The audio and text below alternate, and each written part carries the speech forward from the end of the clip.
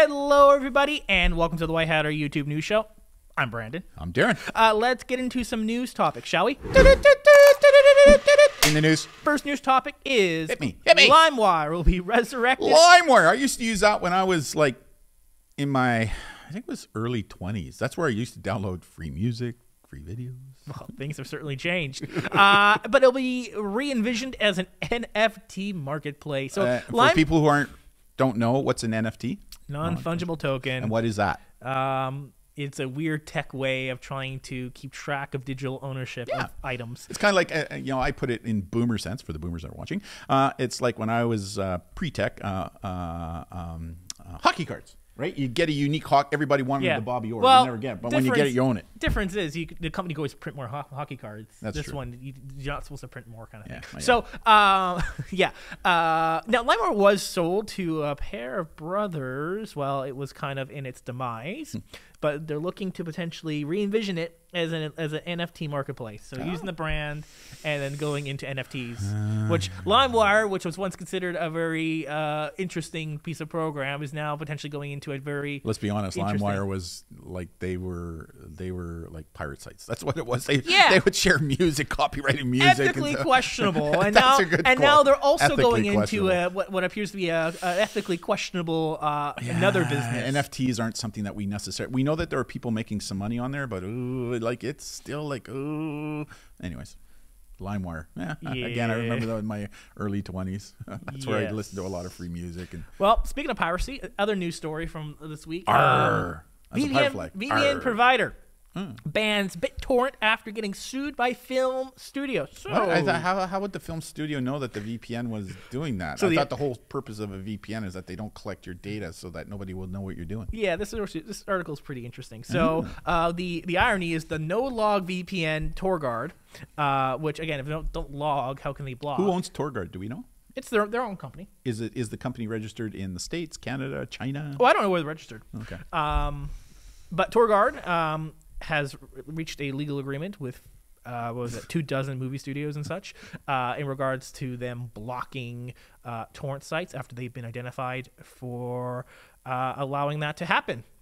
In other words, they were allowing breach copyrighted movies to be downloaded and viewed in breach of copyright. That's what they were doing. The whole question here is like it's a VPN, so how should they know in the first place? And the article kind of goes into the tech background, and it seems to come from the services and the servers that TorGuard uses and purchases. So the company that they use to provide the infrastructure for their business, it's not configured in a way that is as private. So maybe when you're searching for VPNs, make sure you're looking for a VPN that uses their own servers rather than a third-party server, or that the servers they use are congruent with what you're looking for. So that's why I added this article, because VPNs. Yeah, we like VPNs. We promote VPNs. Yeah, we do. Students always ask us about VPNs. Which one do we recommend? PIA. We use PIA. That's one private internet access. That's one we use. Yeah, that's one. And students always ask us about VPNs because they're looking to not get tracked. Yeah, bypass the school filter so they can get on Twitch and or stuff like that. Yeah. But so VPNs are a big topic, but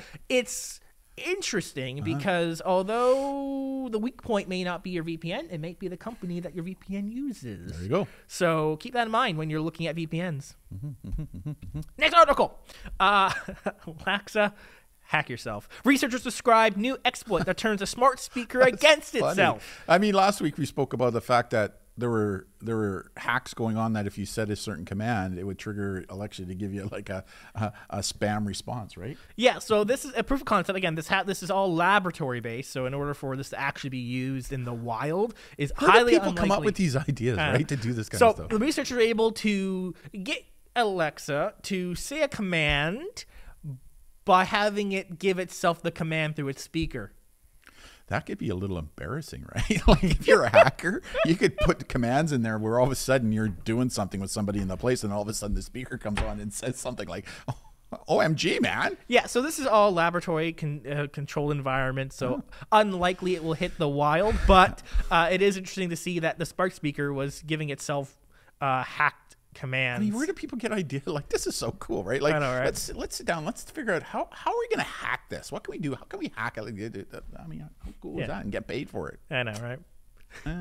Last article is Microsoft tests new cloud-based Microsoft Defender for home users. They weren't really in this field before, but it looks like they've jumped in with both feet. Yeah, so Microsoft Defender is Microsoft's built-in security They already firewall have Defender, right? tools. Yeah.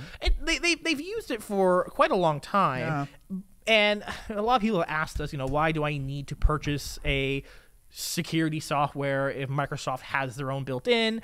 And our response was always, well, that is not a paid-for service. Yeah. And just isn't as robust. When it was evaluated by people who were smarter than us in regards to viruses and malware, it didn't hold up to the same security standards as, say, other premium paid-for services. Better than nothing. What this is interesting is it looks like Microsoft might be going into the paid service market. So right now it's in a preview stage for Windows 11. So you can download for free right now.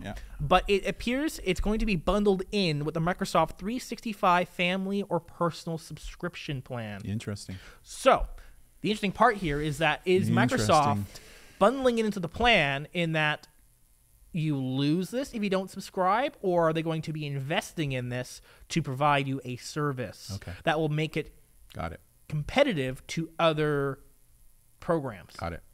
That is going to be the interesting. I don't know how this will turn out. Obviously, we'll look into and see big company, right? Like they'll have the. Well, here's the thing: it's built into Microsoft. So if Microsoft can basically cut off Kaspersky, can cut off Norton, can cut off Bitdefender. If they can cut off, because why would someone download a third party if Microsoft's built in that you now can pay for, which will have better integration and automatic updates will be more. What it could do is disrupt the field to the point where what you just mentioned, those other providers will have to cut the costs of their product, right? I would be scared if I were like Norton, Bitdefender, McAfee. I'd be scared because if Microsoft gets into this field and they're now offering this as a service, it's built in. Interesting. It's going to potentially take away a lot of customers, or in terms of getting new customers. When someone buys a new computer, it'll pop up going, hey, because right now when you buy a new computer, oftentimes these companies like McAfee and such, they pay computer designers to install trials in the stuff. So when you buy a new computer from like the retail store, you don't build it yourself. You'll be filled with all these like bloatware trials. Hey, try Norton for 30 days free, and they're hoping to bloatware. That's what it's called. It bloats up your computer. You don't need it. It's because they're hoping to hook you so that you become a customer. Gotcha. And they pay for that to go in your brand new computer you buy. Yeah. Gotcha. Well, Microsoft might have that built in without needing the bloatware. Gotcha. So interesting. It is very interesting, and I'm very interesting. Actually, I'm excited to see where this goes. Oh yeah. Hey, you know what? This weekend there was a new series that came out. Have you ever watched the show Billions? You ever watched that? No, I don't think I have. Just a great series. There's a new one that just came out on Crave now over Uber. How Uber was founded and then grew from there, and it's a fiction based, but it based upon real. Very interesting. Very interesting. I know that I think you'd like it. Interesting. I think you'd like it, right? Yeah, for sure. Good. We're a little slow over the next 2 weeks because of spring break for the kids. Woohoo! Right. So giving us time to kind of catch up, to do some things, which is really cool. So yeah, looking forward to doing a couple more things this week with you for sure. Sounds like fun. I'm Darren. And Brent, thank you all so much. We'll see you all See you next next time. week. Stay safe. Bye now. Bye.